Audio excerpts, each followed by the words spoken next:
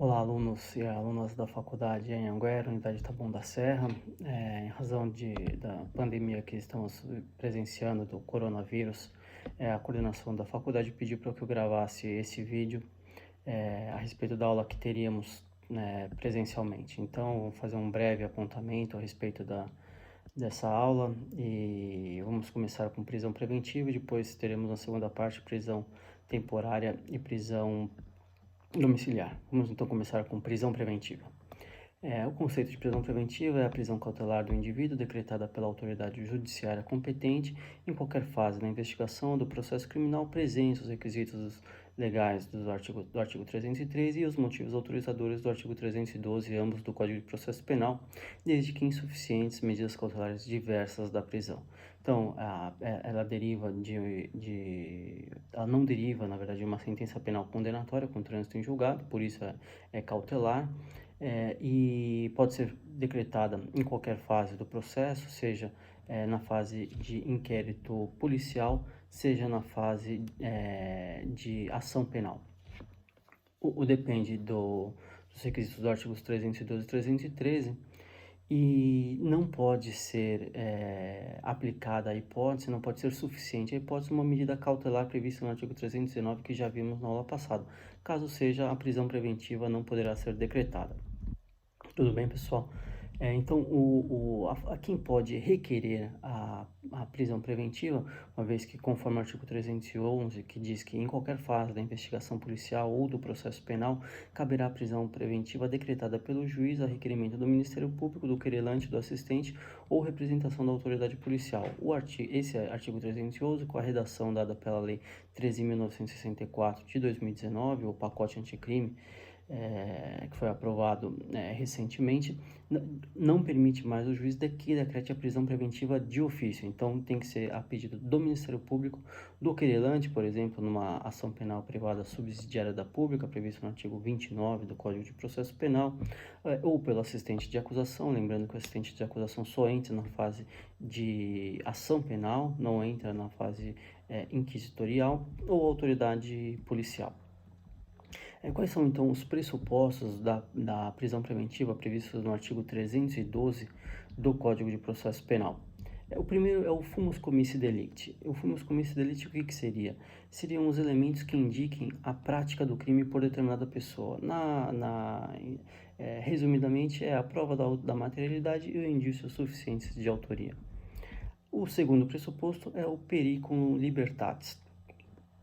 Periculum libertatis pode ser traduzido na situação que indica que a liberdade do agente possa ser perigosa para o processo ou para a sociedade. Esse periculum libertatis pode ser verificado quando, na hipótese de ser decretada a prisão por garantia da ordem pública, que visa proteger a paz social, evitando a reiteração de crimes em razão da periculosidade do agente. Por exemplo, o serial killer que certamente ficando em liberdade coloca em risco a paz social, a sociedade como um todo. O segundo pressuposto do periculum libertatis seria a garantia da ordem econômica. É aquilo que objetiva impedir que o agente continue praticando atos contra a ordem econômica e financeira, ou seja, crimes ligados a crimes tributários. A doutrina entende que a magnitude da lesão econômica poderá ser utilizada para a decretação da prisão. A terceira hipótese seria para a conveniência da instrução criminal, visa impedir que o agente interfira na produção da prova. O processo penal visa a busca da verdade real e o agente, caso venha interferir na produção da prova, certamente embaraçará essa busca e por isso o legislador autoriza a decretação da prisão preventiva neste caso. Por exemplo, no caso de a vítima vir a coagir a vítima ou testemunha durante o curso da ação penal.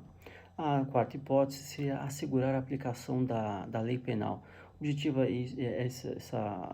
Esse objetiva garantir a futura execução da pena ao agente, né? No caso do agente existir alguma possibilidade de fuga por parte do agente, o juiz pode decretar a prisão preventiva nessa hipótese. A última hipótese seria no caso de descumprimento das obrigações impostas por força de outras medidas cautelares. Já vimos na aula passada que caso o juiz decrete uma medida cautelar e o agente descumpra essa medida cautelar, ele poderá ou cumular uma outra medida cautelar à que já foi descumprida, ou, entendendo que não é suficiente uma outra medida cautelar, decretar a prisão preventiva do autor. Tudo bem, gente? Continuando. O artigo 313 do Código de Processo Penal traz as hipóteses de admissibilidade da prisão preventiva.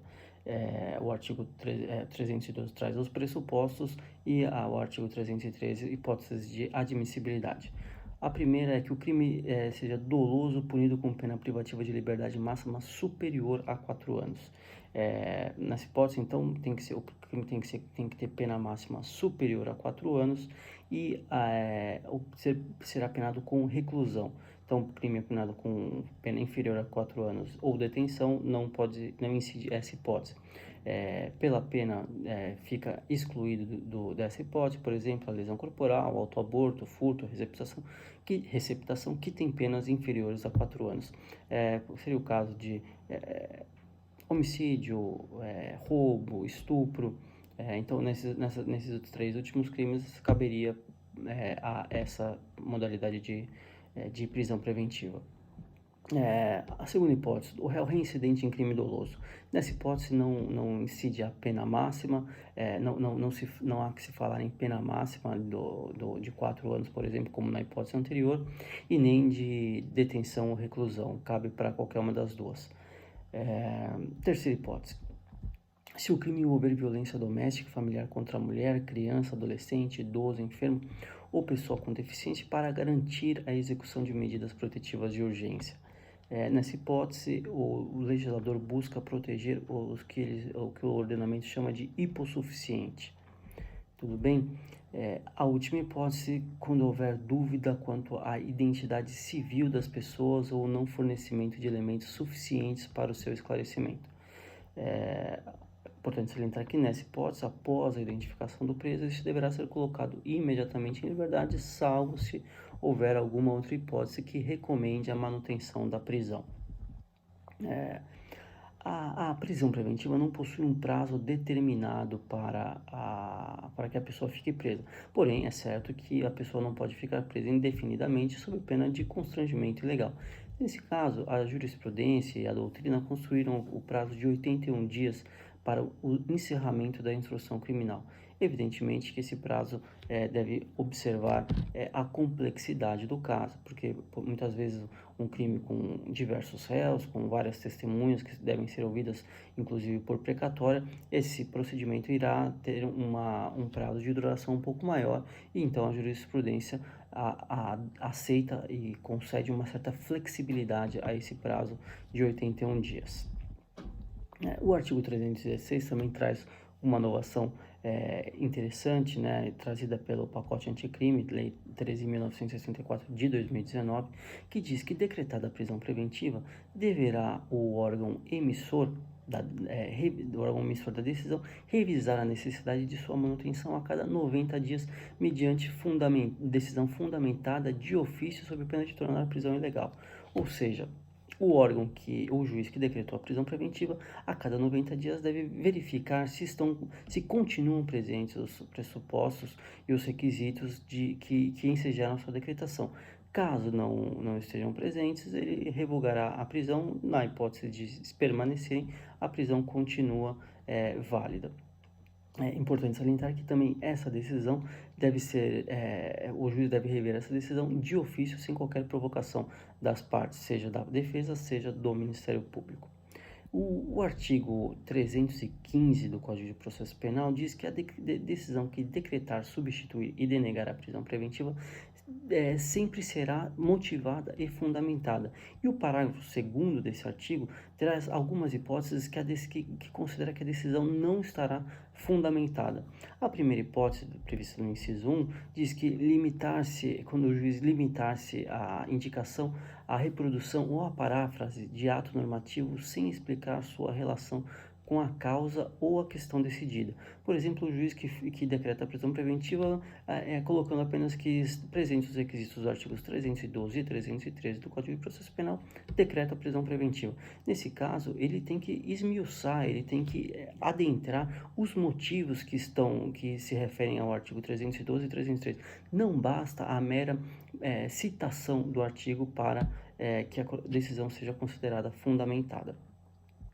A segunda hipótese, prevista no inciso 2, diz que o juiz que empregar conceitos jurídicos indeterminados sem explicar o motivo concreto de sua incidência, no caso, incidirá na decisão não fundamentada. Por exemplo, o juiz que decreta a prisão preventiva e diz que em razão da periculosidade do agente. A periculosidade do agente é um conceito jurídico indeterminado, vago. Então, o juiz tem que colocar no que consiste a periculosidade do agente, naquele caso concreto. A terceira hipótese, invocar motivos que se prestariam a justificar qualquer outra decisão. Por exemplo, o juiz decreta a prisão preventiva dizendo que, presente a indícios de autoria e materialidade do crime, decreta a prisão preventiva do autor. Nesse caso, a materialidade e a autoria do crime poderiam ensejar também a decretação de medidas cautelares diversas da prisão. Então, essa fundamentação não é suficiente para decretar a prisão preventiva, porque também poderia ser decretada com base no mesmo fundamento a medidas cautelares diversas da prisão. O inciso 4 diz que o juiz que não enfrentar todos os argumentos deduzidos no processo capazes de, em tese, infirmar a conclusão adotada pelo julgador. Nessa hipótese, a defesa, por exemplo, alega a legítima defesa. A legítima defesa, caso seja acolhida a tese, incidirá a concessão da liberdade provisória. O juiz não pode, então, deixar de analisar essa tese da defesa. Ele pode analisar e afastar, mas ele não pode simplesmente não analisar essa tese. Tudo bem, pessoal? A quinta hipótese se refere ao juiz que limitar-se a invocar precedentes ou enunciados de súmula sem identificar seus fundamentos determinantes nem demonstrar que o caso em julgamento se ajusta àqueles fundamentos. Então, o juiz que coloca uma jurisprudência que não tem relação com os fatos, ele tem que e fundamenta a decisão com base na jurisprudência. Ele tem que justificar, ele tem que demonstrar que aquela jurisprudência se amolda aos fatos que tratam aquele feito, aquele processo. Tudo bem? E a última hipótese é o juiz que deixar de seguir enunciado de súmula, jurisprudência ou precedente invocado pela parte sem demonstrar a existência de distinção no caso em julgamento ou a superação do entendimento. O juiz que deixar de aplicar uma decisão ou uma súmula ou uma jurisprudência, ele tem que demonstrar por que ele está deixando de aplicar, qual é a peculiaridade do caso que permite que ele não aplique aquela jurisprudência. No caso de ele demonstrar que aquela jurisprudência ou aquela súmula foi superada, por exemplo, por uma edição de uma nova lei que não se aplica mais àquele entendimento ou àquela jurisprudência. Tudo bem, pessoal? Essa foi a primeira parte da aula, que a gente tratou de prisão preventiva de forma bem sucinta, como foi até pedido e solicitado pela coordenação, e na segunda parte da aula vamos tratar de prisão temporária e prisão domiciliar, tá bom? Aguardem aí, a gente já retorna. Obrigado.